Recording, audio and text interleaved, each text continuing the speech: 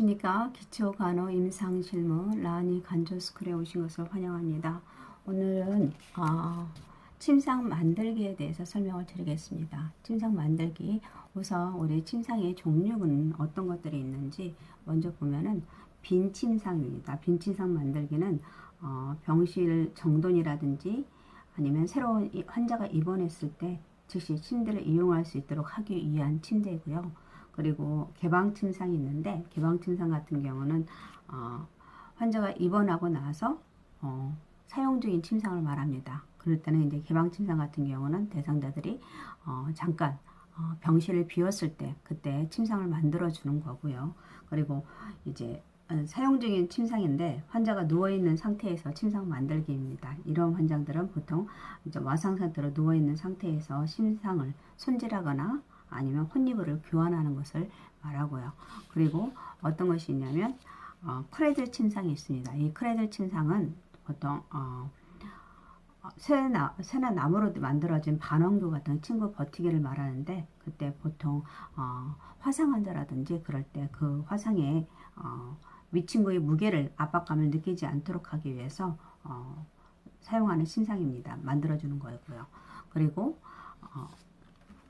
골절 환자 침상 만들기가 있습니다. 보통 척추 디스크 환자라든지 아니면 경추에 문제가 있는 환자들을 근육을 반듯하게 하게 유지하기 위해서 딱딱한 침대를 준비하기 위해서 하고 있습니다. 그래서 이런 골절 환자 침상 만들기가 있고, 그리고 수술 후 환장이 있는데 보통 수술하고 나와서는 보통 환자들이 뭐 수액이라든지 유치도뇨관이라든지 아니면 비위관이라든지 이런 것들 많이 달고 나옵니다. 그리고 이제 수술로 인해서 분비물 같은 거 드레싱 같은 거 하고 나오기 때문에 준비할 것이 많습니다. 그래서 병실로 돌아왔을 때 환자를 편안하게 눕히기 위해서 하고요. 그 다음 구투시 토물을 친구가 더러우지 않도록 하는 수 있도록 만들어지는 것이 수술 후 환자 침상 만들기입니다.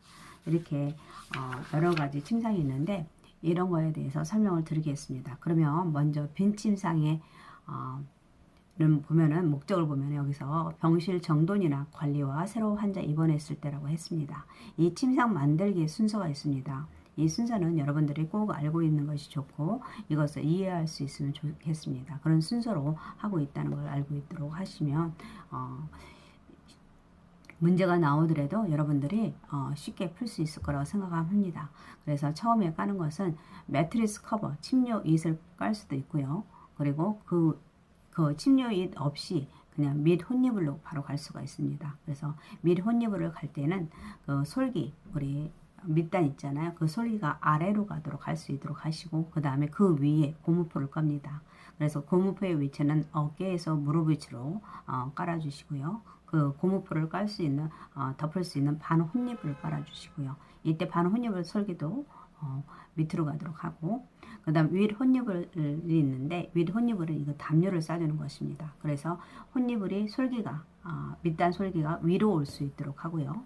그 다음 그 밑에다가 윗 혼이불에서 시작한 곳에서 담요가 15에서 20cm 떨어진 곳에서 내려와서 해주시고, 그 다음에 그 윗 혼이불을 담요를 싸주는 겁니다.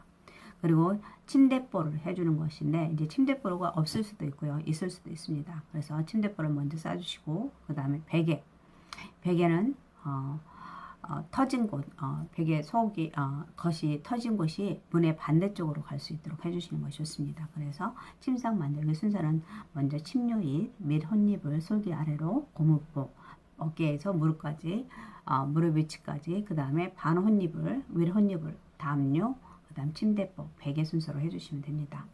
그리고 침상을 만들 때 가장 중요한 건데, 이 머리 쪽에 있는 혼이불을 여유 있게 침류 밑으로 집어넣어야 합니다. 그 이유는 이게 우리가 반자이라든지 하게 되면 이 혼이불이 밑으로 나오게 되어 있습니다. 요즘에는 뭐 혼이불을 아예 위쪽에서 묶어버리거든요, 끝에서. 근데 이제 여기서 우리는 정석으로 해야 되기 때문에 혼이불을 갖다가 머리 쪽에 혼이불을 밑에 여유 있게 집어넣어야지 반 혼입을 했을 때 혼입을 밑으로 내려오지가 않습니다. 그래서 밑친구를 더 단단하게 만들기 위해서 혼입을 머리 쪽에 더 여유가 주고 있고요.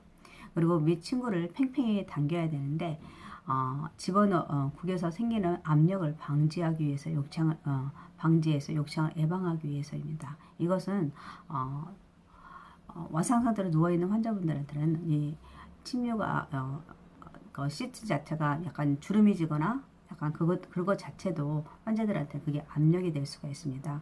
그래서 및 혼입을 같은 경우는 반듯하게 당겨서 구김이 없도록 해주는 것이 욕창을 예방할 수 있습니다.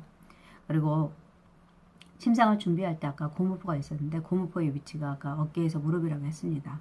그런데 고무포를 아무한테나 해주는 것이 아니라 보통 이제 실금을 한다든지 아니면 설사를 한다든지 분만의 산모는 오로라고 하는 것들이 분비물들이 많이 나오기 때문에 이런 오로 같은 분비물이 나올 때 또는 관장 환자 같은 환장을 하고 있다든지 수술 후에 분비물이 많은 상처 배액을 가지고 있다든지 또는 전신 마취 수술 후의 환자 같은 그런 환자들은 약간 이제 구토도 할 수 있고 이제 기침 이런 것들 이제 수술 후에 배액 같은 것이 있을 수 있기 때문에 이런 환자들한테는 고무포가 필요한 환자입니다. 그래서 우리가 침상을 만들 때 미리 고무포를 준비해서 만들어드리는 것이 침상을 만들 때 같이 해서 만들 수 있도록 하는 것이 좋습니다.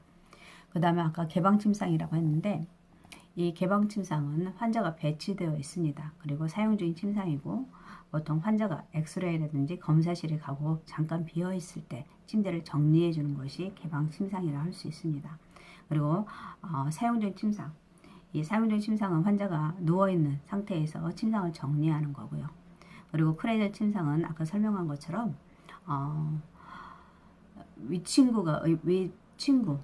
이불이라든 이런 것들 무게로 인해서 환자가 고통을 덜어주거나 침구가 닿는 것을 예방하는 것입니다. 그래서 화상 환자 같은 경우라든지 석고 환자가 석고붕대가 마르지 않았거나 이런 개방성 상처로 인해서 굉장히 드레싱을 많이 하고 있을 때 이런 환자들을 무게를 덜어주기 위해서 그 위쪽에다가 크레들이라는 약간 좀 원통 모양의 그런 것을 달아주는 것입니다. 약간 비닐하우스 그것처럼 약간 좀 그렇게 조그만 걸로 생각했습니다. 그래서 우리가 그 위에다가 이불을 덮어줄 수 있도록 하는 것이 크레들 침상이라 할 수 있고요. 그 다음에 골절 환자 침상은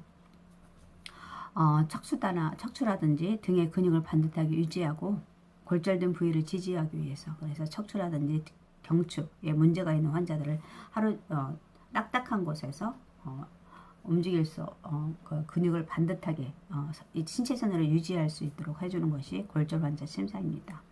그리고 수술 후 환자 같은 경우는 보통 이 환자들은 수술하고 나서 굉장히 많은 몸에 달고 나온다고 했습니다. 뭐 아이브라든지 아니면은 뭐 유치도뇨관, 비가 뭐 이런 것들을 달고 나올 수 있습니다. 그래서 그거에 필요한 것들을 침상에 준비해 두는 것입니다. 그래서 우리가 기본적으로 환자가 수술 후 침상한테는 수술했기 때문에 가스가 나올 때까지 금식판이 있어야겠죠. 그래서 금식판을 걸어줘야 되고 그리고 환자한테 전신 마취할 경우는 기침 같은 거 그래서 기침이라든지 호흡, 가래 같은 거 뱉어낼 수 있도록 곡방이 필요하겠고요.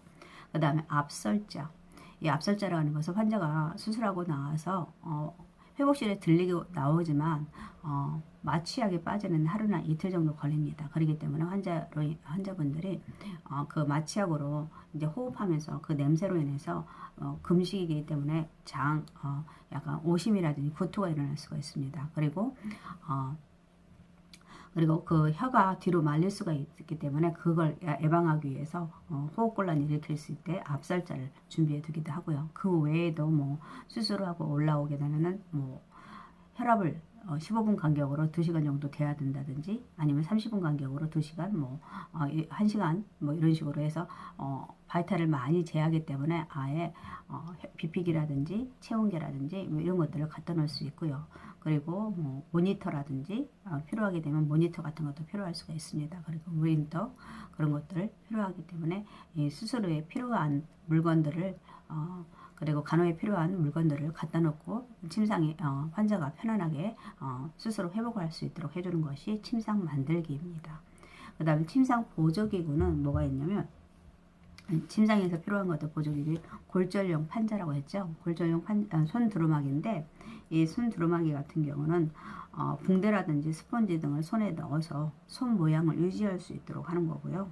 손가락의 굴곡 상태를 유지하기 위해서 사용하는 것입니다.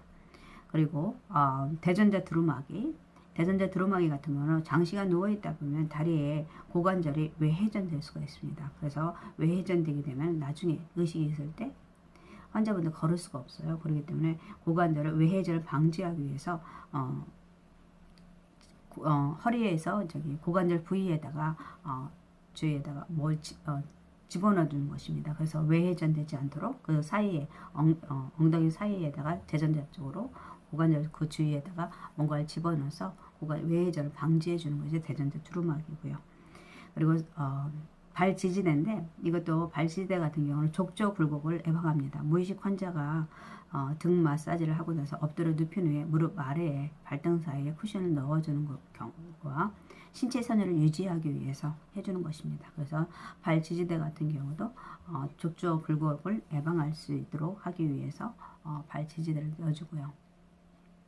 그 다음에 골절용 판자 같은 경우는 아까 말한 것처럼 우리 골절 환자 침상 같은 경우 척추 손상 부위라든지 골절 부위를 지지해 주거나 허리를 지지하기 위해서 딱딱한 판자형 같은 침대 밑에다 집어넣어 주는 것입니다. 그리고 삼각대 같은 경우는 침대 위에서 스스로 운동할 수 있도록 돕는 기구고요. 그래서 정형외과에서 많이 볼 수가 있죠. 그리고 아니면은 골절용 환자 침상을 하고 있어 계속 누워 있어야 하는 거라든지 견인 같은 걸 하고 있을 때 삼각대를 해서 엉덩이를 들 수 있도록 하는 거. 그다음에 윗몸을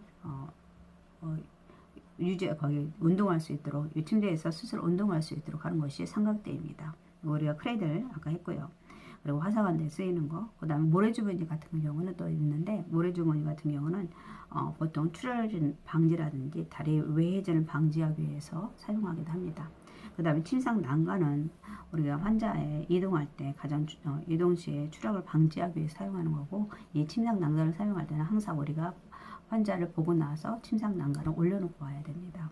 그리고 환자분들이 침상 난간을 항상 올려진 상태에서 상하를 할 수 있도록 하시고 자주 내려오는 상태에서 일을 하게 되면 낙상이 위험이 있기 때문에 그것을 교육해야 되기도 합니다.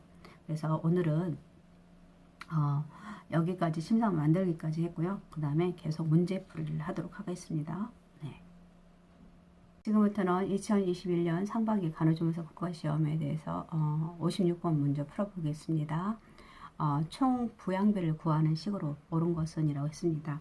우리 부양비라는 것은 생산연령 인구, 그다음 경제활동 인구라고 하죠. 경제활동 인구는 보통 15세에서 64세라고 봅니다. 그래서 그 인구에 대한 비생산연령 인구, 비경제활동 인구이죠. 그래서 0세에서 10세, 65세 이상의 비를 말하는 건데 이 생산연령 인구가 부양해야 하는 경제적 부담을 나타내는 지표를 말하고 있습니다. 그래서 총 부양비라는 것은 여기서 0세에서 14세 인구 플러스 65세 인구의 분의 15세에서 64세 인구 곱하기 100 한 개 받겠네요. 그죠? 그래서 5번이 되겠네요. 그에 의외에도 우리 유소년 부양비라는 게 있는데 유소년 부양비는 생산연령 인구가 우리가 0세에서 14세 인구를 곱하기 100을 긁은 것이 유소년 부양비고요. 노년 부양비는 생산연령 인구의 65세 이상 인구 곱하기 100을 한 것이 노년 부양비입니다. 그리고 노령화 지수라는 것은 유년 인구에 비해서 노년 인구를 곱하기 100을 한 건데 유년 인구가 15세 미만 인구에 노년 인구 65세 이상 인구를 곱하기 100을 한 겁니다.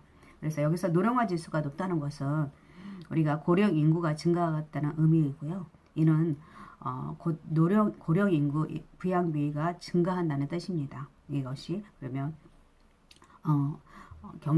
부양비가 높을수록 경제활동이 장애가 되고요. 그리고 선진국은 노년 부양비가 높은 반면에 개발도상국 같은 경우는 소년 부양률이 높다고 합니다. 그래서 우리 여기서 말하는 것은 총 부양비라는 것은 생산 연령 인구가 부양해야 하는 경제적 부담을 나타내는 지표라고 할 수 있습니다. 그래서 총 부양비는 0세에서 14세 인구 플러스 65세 인구 이상 15세에서 64세 인구분의 0세에서 14세 인구 65세 이상 곱하기 100이 되겠습니다. 5번이 되겠네요. 네. 그 다음에 57번은요, 모자보건법상에서 모자보건 사업 대상자의 정의로 옳은 것은 이라고 했습니다. 여기 보면은 이제 공중보건인데, 모자보건법상에 모자보건의 사업 대상을 말하고 있는데, 첫 번째, 우리가 선천성 이상화라는 신체 발육이 미숙한 채로 출생한 경우 영유아를 말한다라고 했는데, 선천성 이상화라는 것은 선천성 기형이라든지 변형이나 염색체 이상이 있는 영유아를 말하고 있습니다. 그리고 영유아라는 것은 출생 후 6년 미만인 사람인데 여기서는 8년이라고 했죠. 그래서 6년이 되겠고요. 그 다음에 신생아라는 것은 출생 후 28 이내의 영유아를 말합니다. 이건 맞네요. 답이. 그리고 미숙아라는 것은 신체 발육이 미숙한 채로 출생한 영유아를 말합니다. 선천성 기형이 있는 영유아가 아니라 신체 발육이 미숙한 상태로. 그 다음에 임산부라는 것은 임상 중이거나 분만 후 6개월 미만인 여성입니다. 임산 중이거나 분만 후 8개월이 아니라 6개월 미만인. 그 외에도 모성이 있습니다. 모성이라는 것은 임산부와 가임기 여성을 모성이라고 하고 있습니다. 그래서 답은 3번이 되겠네요. 네.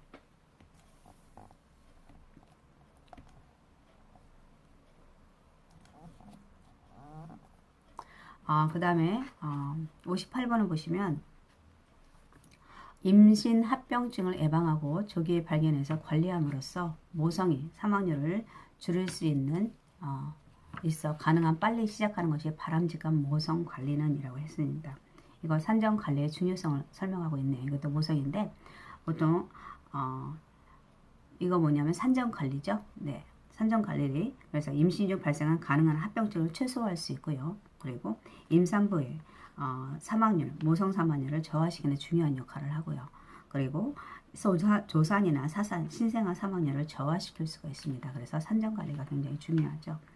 네, 이렇게 해주시면 될 것 같습니다. 그래서 산후관리, 분만관리, 산욕기 관리, 신생아 관리가 있는데 산정 관리를 설명하고 있습니다. 네.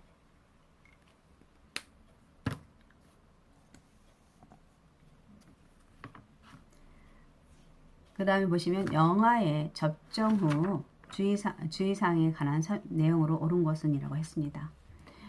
접종 후 엎드리게 해서 재우세요라고 했는데 접종 후 이상한 반응이 관찰해야 하니 5분간 의료기관 내에 머물러 주세요. 접종 후 고열과 격렬이 있으면 집에서 관찰하세요. 접종 후 당일은 약물의 흡수를 위해서 가격한 신체활동을 해도 됩니다. 접종 후 귀가해서 3시간 이상 주의 깊게 관찰해 주세요.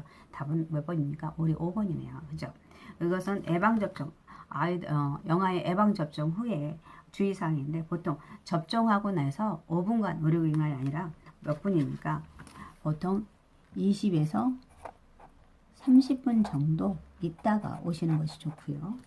예, 접종기간 머물러 가서 관찰해야 되고 귀가 후에 정서적 안정을 도모하고 3시간 이상 주의 깊게 관찰할 수 있도록 하고요.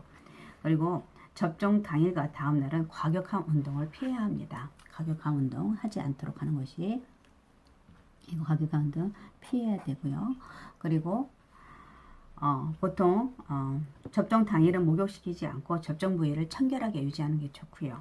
그리고 접종 후 최소 3일간은 특별한 관심을 갖고 그 다음에 관찰하고 심하게 보채거나 울거나 아니면 구토하거나 고열 증상이 나타나면 즉시 의사와 진찰을 받도록 하는 것이 좋습니다. 아기는 반드시 바로 눕혀서 재우도록 하는 것이 좋고요. 그래서 답은 5번이 되겠네요. 60번 문제를 보겠습니다. 다음 대상자에게 안내할 수 있는 지역사회 서비스 기관은 했습니다. 대상자가 1년 전에 배우자를 사별했고요. 모든 활동에 대한 흥미가 감소되고 하루 종일 기분이 처지고 우울하고 잠들기가 어렵고 자다가 자주 깨는 등의 수면 장애가 있다고 합니다. 이럴 때는 사회복지시설은 그렇지가 않죠. 사회복지시설, 그 다음 공동거주시설, 그리고 정신건강복지센터, 중독관리통합지원센터, 치매 전담용 주야간 보호센터. 이거는 여가 생활을 할 수 있도록 해줘야 되니까 정신건강복지센터가 되겠습니다. 우리 노인복지법에 따르면 복지법에는 노인주거복지시설이 있는데 거기에는 주거복지시설, 양로시설, 노인 공동생활가정, 그 다음 노인복지주택이 있습니다. 그리고 또 노인복지법에 따른 노인의료복지시설에는 노인요양시설이나 노인요양공동생활이고, 그리고 복지시설을 보면은 제가 노인복지시설은 노인여가복지시설이 있습니다. 이 노인여가복지시설에 뭐 복지관이라든지 뭐 이런 것들이 있습니다. 그런 것에 해서 환자가 밖에 사람하고 대화할 수 있도록 하고 여러 가지 여가 활동을 통해서 이런 기분을 벗어날 수 있도록 해주는 것이 좋습니다. 그래서 정신건강복지센터를 서비스를 해주는 게 좋고요. 중독관리 통합지원센터 이런 것들은 아니겠죠. 치매 전담용 주야간 보호센터 이것도 아니고요. 대상자가 치매가 있는 것은 아닙니다. 그래서 약간 우울증이라든지 다른 관계를 활동을 사회생활을 통해서 여가생활을 통해서 뭔가 이 기분을 예방할 수 있도록 하는 것이 좋습니다. 그래서 정신건강복지 센터가 좋고요. 네. 그래서 답은 3번이 되겠네요. 네. 그리고 우리가 보면은 여기서 하나 더 설명하게 되면은 재가가 있습니다. 재가를 보면은 보통 방문 요양이 있고, 그다음 방문 목요, 그리고 방문 간호, 그 다음에 주야간 보호, 단기 보호, 기타 복지 연구가 있는데, 보통 재가 같은 경우는 뭐 우리가 재가 급여에 방문 요양이 있습니다. 방문 요양 같은 경우는 우리가 수급자 가정을 갖다 방문해서 신체 활동이나 일상생활 지원을 해주는 거고, 방문 요양도 우리 방문 요원이 장기 요양 요원이 목욕 설비를 갖추고 나서 같이 목욕을 제공하는 거고요. 방문 강호는 뭐 간호사 등 의사, 한의사, 치과 의사 이런 사람 방문 지시에 따라서 수급자 가정을 방문해서 간호나 진료 보조, 요양에 따라서 이런 구강 예상을 제공하는 것입니다. 그리고 주야간은 우리 수급자를 일정 시간 동안 해주는 거고, 그다음 단기 보호 같은 경우는 수급자를 월 9일 이내의 기간 동안 신체 활동 지원이나 심신기능 유지를 향상을 위해서 교육이나 훈련 등을 제공하는 것입니다. 복지용구는 그야말로 필요한 복지용구, 뭐 수동 휠체어, 전동, 수동 침대, 욕창 매트리스를 공급해 주는 것이고요. 네. 그 다음에 다음에서 설명하는 정신재활 프로그램은 이라고 했네요. 예. 환자에게 일상생활을 영위해 나가는 데 필요한 기술을 익힐 수 있는 기회를 제공한다. 정신장애로 인해 결핍된 인간관계 개선이나 독립적 생활에 필요한 기술을 교육하고, 증상관리, 대인관계, 그리고 스트레스 관리 교육이 대표적이다 라고 되어 있네요. 이거는 어떤 집단이냐면 우리가 정신재활 프로그램에서 하는 것인데, 이거 사회기술훈련 프로그램이죠. 사회기술훈련 프로그램. 이것은 인간관계라는 독립적인 생활을 하는데 필요한 기술을 하는 것 말합니다. 그래서 예를 들어서 약물이나 증상관리 훈련 프로그램을 한다든지, 대인관계 훈련 프로그램이라든지, 스트레스 관리 프로그램을 제공할 수가 있습니다. 그래서 사회기술 훈련이라고 할 수 있습니다. 62번 보겠습니다. 노인 보건 사업이 필요한 이유로 옳은 것은 이라고 했네요. 노인 인구가 아니죠. 노인 인구가 증가하고 있죠. 노인의 일상생활 수행 능력이 감소한다. 이거 맞죠? 그 다음 노인 진료비가 증가하고 있고요. 노인은 만성질환 유병률이 감소가 아니라 증가하고 있습니다. 그리고 노인의 평균 수명이 감소가 아니라 수명이 증가하고 있죠. 이런 이유 때문에 우리가 노인의 일상생활, 노인 인구가 많아지고 평균 수명이 증가로 인해서 노인의 일상생활 수행 능력이 이제 고령으로 인해서 노인성 질병이나 이런 이유로 일상생활 수행이 어려워지고 있습니다. 그리고 신체활동이라든지 가사활동이 이런 것들이 어려워지게 돼서 우리가 노인 장기 요양 보험 제도를 실시하고 있습니다. 그래서 노인 장기 요양 보험 제도, 그래서 노인의 일상생활 수행 능력이 감소한다라고 볼 수 있고요.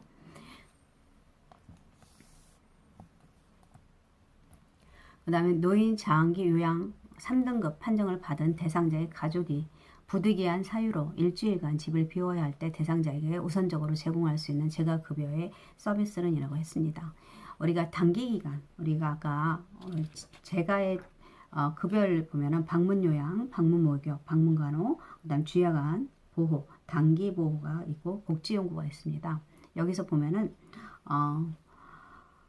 단기보호라는 것은 수급자가 월 9일 이내에 기간 동안의 장기 요양 기간의 보호를 신체활동 지원이나 신심 기능 유지, 향상을 위해서 교육이나 훈련 등을 제공하는 장기 요양급여입니다. 그래서 대상자가 일주일간 집을 비워야 한다고 했으니까 우리는 단기 보호를 할 수 있고요.